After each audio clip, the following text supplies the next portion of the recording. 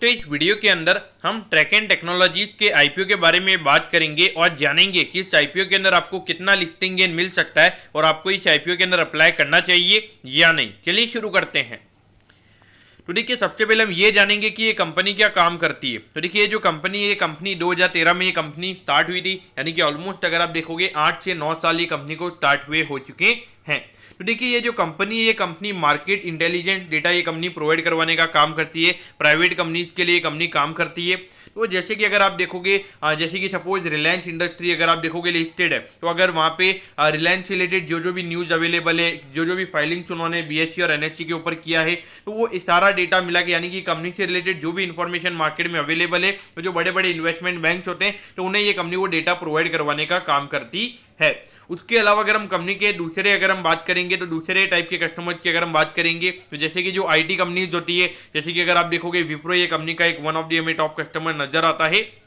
तो वहाँ पे जो आईटी कंपनीज इनऑर्गेनिक ग्रोथ के ऊपर फोकस करती है, यानी कि जो आईटी कंपनीज अलग अलग कंपनीज को एक्वायर करने की कोशिश करते हैं, तो वहाँ पे उन्हें जो पूरी कंपनीज से रिलेटेड जो डेटा चाहिए होता है, तो उससे रिलेटेड ये कंपनी डेटा देने का ये कंपनी काम करती है। यानी कि जिसमें अगर आप देखोगे वैल्यूएशन, कैश फ्लो वगैरह सारी चीज़ों को एक अच्छे स्ट्रक्चर्ड वे में उसे फॉर्म करके डेटा प्रोवाइड करवाने का ये कंपनी काम करती है।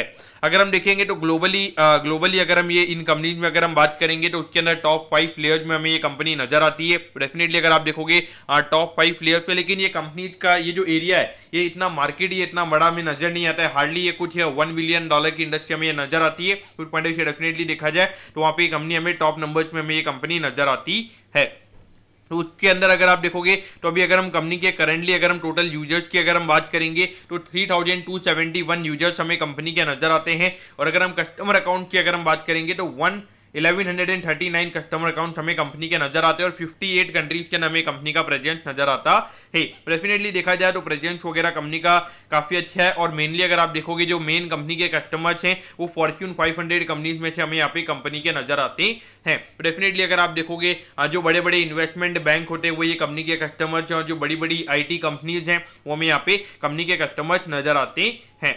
उसके अलावा अगर आप देखोगे, तो ये जो कंपनी है, जो मैंने आपको बता ही दिया कि डील सोर्सिंग वगैरह के लिए डील डिलीजेंस वगैरह जो प्रॉपर एनालिसिस होता है, जैसे कि अगर आपको कोई आईटी कंपनी को एक्वायर करना है, तो उसमें क्या क्या चीज़ें हैं, क्या क्या एक्वायर करने के लिए कितना सारा आइटम्स वगैरह लगेगा, तो वो सारी चीज़ें यहाँ पे डेटा प्रोवाइड करवाने का ये कंपनी काम करती है।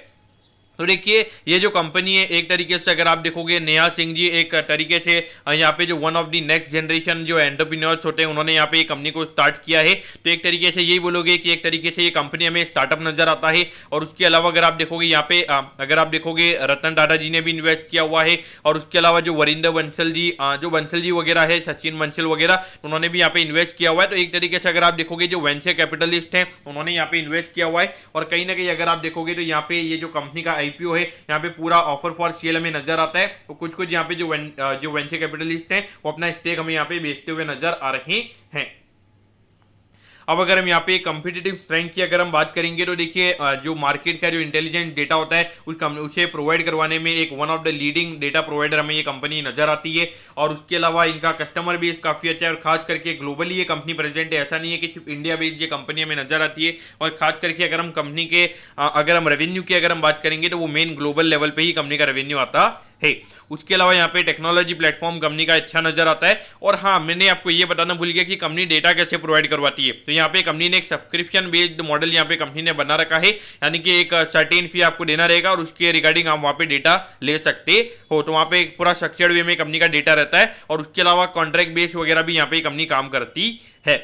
और उसके अलावा अगर आप देखोगे, तो प्रमोटर्स वगैरह यहाँ पे काफ़ी एक्सपीरियंस हमें नजर आते हैं। और यहाँ पे जो इन्वेस्टर्स है, वो काफ़ी वेंचर कैपिटलिस्ट टाइप के इन्वेस्टर्स हैं। वहाँ पे डेफिनेटली देखा जाए तो सीधा फोकस वहाँ पे ग्रोथ के ऊपर किया जाता है। वहाँ पे डेफिनेटली ऐसे एक तरीके से कंजर्वेटिव वे में वहाँ पे चीज़ें नहीं की जाती हैं। लेकिन यहाँ पे अगर हम ऑब्जेक्टिव की अगर हम बात करेंगे, यानी कि जो आईपीओ से पैसा मिलने वाला है, तो वो यहाँ पे सीधा अगर आप देखोगे, यहाँ पे जो कंपनी के थोड़े बहुत प्रमोटर्स वगैरह है, और उसके अलावा जो वेंचर कैपिटलिस्ट हैं, वो अपना पूरा स्टेक यहाँ पे बेच रहे हैं। यहाँ पे कोई भी पैसा कंपनी के पास में नहीं जा रहा है। तो डेफिनेटली देखा जाए तो ये एक काफ़ी नेगेटिव मुझे नजर आता है, क्योंकि डेफिनेटली अगर आप देखोगे, स्टार्टअप वगैरह अगर आपके हैं, और यहाँ पर कंपनी के ऊपर कोई इक्विटी नहीं है, तो आप अपनी इक्विटी को अगर आप बढ़ाओगे तो मार्केट कैप वगैरह, तो ये चीज़ें मेरे ख्याल से मुझे यहाँ पे नेगेटिव नजर आई है। सिर्फ क्या प्रॉपर्ली आप लिस्टिंग के बेनिफिट उठाने के लिए लिक्विडिटी मार्केट में अवेलेबल है, तो वहाँ पे आप अपना स्टेक बेच के निकल रहे हो, तो ये चीज़ें मुझे यहाँ पे अच्छी नजर नहीं आती हैं। अब अगर हम यहाँ पे कंपनी के प्रमोटर्स की अगर हम बात करेंगे तो देखिए नेहा सिंह जी और अभिषेक गोयल जी हमें यहाँ पे कंपनी के प्रमोटर्स नजर आते हैं। और अगर हम यहाँ पे कंपनी के फाइनेंशियल्स की अगर हम बात करेंगे तो देखिए करोड़ टर्म्स में अगर आप देखोगे तो 2020 में लगभग 52 करोड़ के लगभग कंपनी के टोटल एसेट का नंबर था, और ये नंबर हमें 56 करोड़ पे नजर आता है। तो देखिए एक एसेट लाइट बिजनेस मॉडल में कंपनी का नजर आता है, क्योंकि देखिए कंपनी का यहाँ पे टेक्नोलॉजी कंपनी ने बिल्डअप करी हुई है, फिर वहाँ पे सब्सक्रिप्शन बेस्ड कंपनी का बिजनेस मॉडल है। तो ऐसा नहीं है कि यहाँ पे कुछ मशीनरी वगैरह कंपनी को लेनी पड़ती है, तो यहाँ पे एसेट का नंबर पे ज़्यादा फोकस नहीं होना चाहिए।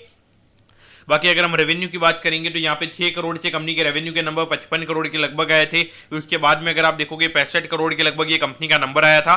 और उसके बाद में अगर हम देखेंगे तो अभी जो रिसेंटली अप्रैल से जून वाला क्वार्टर हुआ है वहाँ पे कंपनी को 19 करोड़ का रेवेन्यू हुआ है। तो उस पॉइंट ऑफ व्यू से अगर आप डेफिनेटली देखोगे तो लगभग 80 करोड़ के लगभग का रेवेन्यू हमें यहाँ पे इस साल के लगभग हमें देखने को मिल सकता है। तो ग्रोथ वाइज अगर हम देखेंगे तो परसेंटेज वाइज लगभग 15 से 20% की ग्रोथ हमें यहाँ पे देखने को मिली है। तो इतना कम बेस होने के बाद भी यहाँ पे ग्रोथ के नंबर्स हमें यहाँ पे कम नजर आते हैं। डेफिनेटली देखा जाए तो इतनी अच्छी ग्रोथ हमें यहाँ पे नजर नहीं आती है।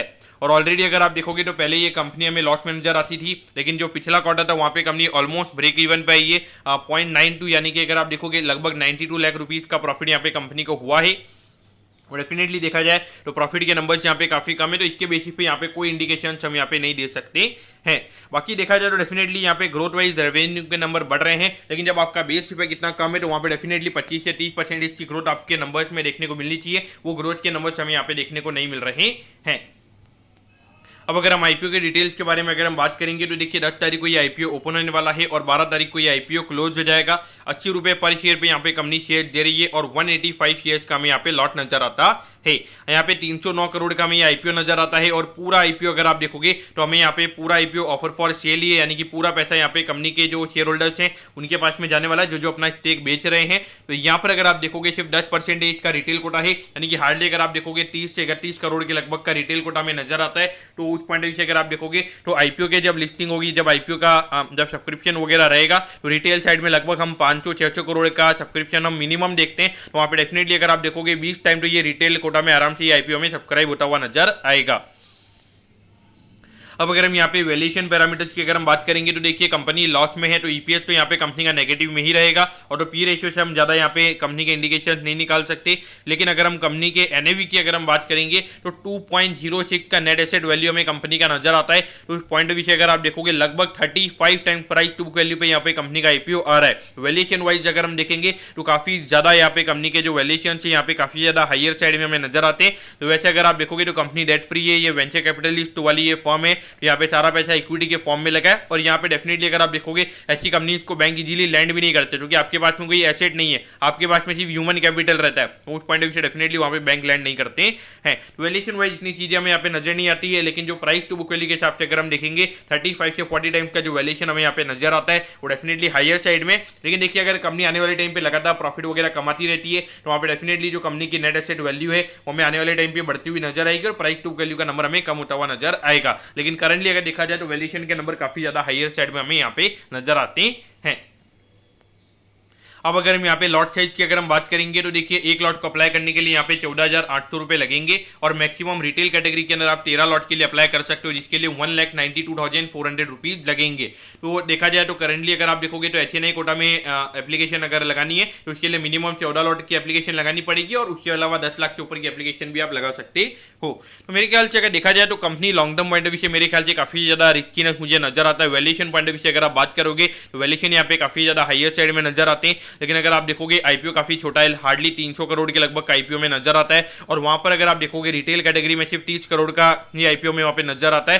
तो डेफिनेटली उस पॉइंट ऑफ व्यू से अगर आप देखोगे सिर्फ 15-20 टाइम अगर रिटेल कोटा सब्सक्राइब होगा तो उसे देख के लोग और ज्यादा सब्सक्राइब करेंगे, तो इनिशियली यहाँ पे डिमांड ज्यादा हो सकती है। तो listing and point of view से आपने यहाँ पे अप्लाई करना चाहिए। मुझे लगता है मार्केट का सिनेरियो अच्छा बिल्डअप हो रहा है तो वहाँ पे लगभग 15 से 20% की लिस्टिंग एंड बन सकते हैं। लेकिन long term point of view से मुझे यहाँ पे कंपनी में कोई एक्साइटिंग चीजें नजर नहीं आती है। मेरे ख्याल से long term point of view से डेफिनेटली इसलिए आपने अवॉइड करना चाहिए, क्योंकि देखिए वैल्यूएशन एक बहुत बड़ा फैक्टर हमने रोल प्ले करता है। अगर आप देखोगे नाइका हो गया, जोमेटो हो गया, ये 50-60% अपने ऑल टाइम हाई से गिरे हैं, तो ऐसे ही नहीं गिरे हैं, तो वहाँ पे एक वैल्यूएशन एक बड़ा फैक्टर हमें नजर आता है। तो पॉइंट ऑफ व्यू से definitely valuation point of view से, long term point of view से डेफिनेटली अवॉइड करना ही चाहिए रहेगा। तो दोस्तों मैं होप करता हूँ कि ट्रैक एंड टेक्नोलॉजीज के आईपीओ के डिटेल्ड एनालिसिस के बारे में आपको सब कुछ समझ में आ गया होगा। अगर आपकी कोई भी क्वेरीज है आप कमेंट कीजिए, मैं जरूर आपके कमेंट पर रिप्लाई करूंगा। ओके दोस्तों, thank you, have a nice day.